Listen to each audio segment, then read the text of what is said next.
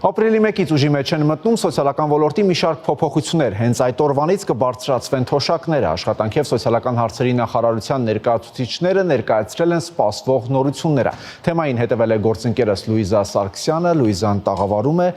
Լուիզա, ինչ հիմնական փոփոխություններ են նախատեսվում և որ խմբերի վրա են դրանք ազդելու։ Փոփոխությունները հիմնականում վերաբերում են կենսաթոշակառուներին, հաշմանդամություն ունեցող անձանց և զինվորականներին, այսպիսով աշխատանքային կենսաթոշակները կբարձրանան 10,000 դրամով, ինչպես նաև կշարունակվի գործել հետվճարի ծրագիրը։ Ավելի հանգամանալից թվային տվյալների համար առաջարկում եմ դիտել տեսանյութը։ Երբ անձը ստանում է հաշմանդամության խոր աստիճանի սահմանափակումով աշխատանքային կենսաթոշակ, կենսաթոշակի չափը կավելանա 14,000 դրամով։ Եթե հաշմանդամությունը սահմանված է խոր աստիճանի սահմանափակում, ծանր ներողություն, խորի դեպքում 14,000 դրամով, իսկ ծանրի դեպքում 12,000 դրամով։ 50,000 դրամով կավելանան երկկողմանի ծնողազուրկ երեխաների կերակրողին կորցնելու դեպքում աշխատանքային կենսաթոշակները։ Նկատենք, որ փոփոխությունները լինելու են անկախ ստաժից։ Աշխատանքի և սոցիալական հարցերի նախարարության ներկայացուցիչները նշեցին, որ շահառուները կարող են ինքնուրույն ընտրել, թե որ բանկով ստանան թոշակը։ Ըստ մարտի 5-ի տվյալների դեռևս շուրջ 9200 շահառու շարունակում է կանխիկ ձևով ստանալ իրենց թոշակները։ Նշվեց նաև, որ հետվճարի ծրագրի շահառուների թիվն է ավելացել, որը նրանք դիտարկում են որպես հավելյալ եկամտի հնարավորություն։ Մանրամասների համար կրկին առաջարկում եմ դիտել տեսանյութը։ 32,000 շահառու փետրվար ամսին ավելացել է անկանխիկ գործարքների կատարող շահառուների թվին, սա նշանակում է նրանք հնարավորություն են ստացել հետվճարի միջոցով ստանալ ավելի շատ գումար, քան կենսաթոշակի անվանական արժեքն է։ Շատ ցանկալի կլիներ, որպեսզի այդ գումարները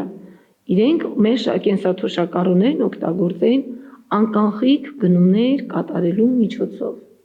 ինչը նրանց հնարավորություն կտա 20% ավել չափով կենսաթոշակ ստանալ, առավելագույնը 10,000 դրամ։ Լուիզա, հետաքրքիր է, թե ինչպես են քաղաքացիներն իրենք արձագանքում այս փոփոխություններին։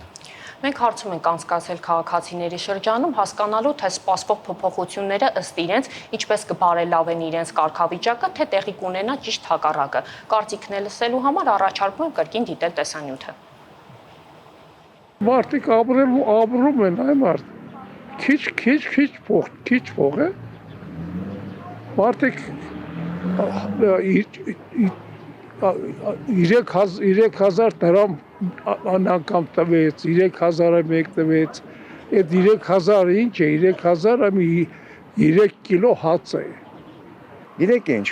այս 10,000 դրամը, որ ավելացավ, ու դուք տեսեք ինչ արագությամբ գներն է բարձրանալու հացի ու մնացածի։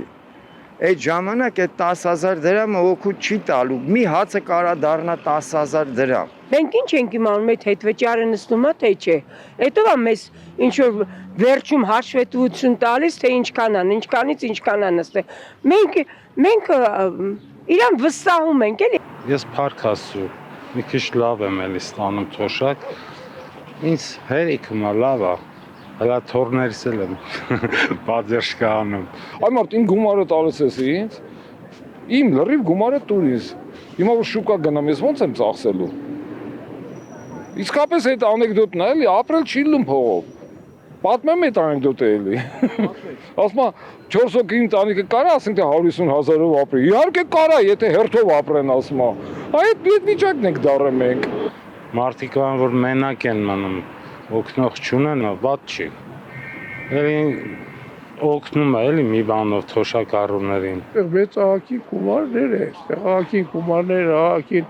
ամրուստը փոխվում է ահագին։ Լավ է կնում, վատ բան չի եղնում։ Ես լավ եմ, ես զգում եմ, որ լավ բդեղնի ամեն ինչը։ Վահագն, ևս մեկ անգամ հիշեցնեմ, որ թոշակները կբարձրանան ապրիլի 1-ից։ Շնորհակալություն Լուիզա, հիշեցնեմ, որ տաղավարում էր Հորիզոնի թղթակից Լուիզա Սարգսյանը։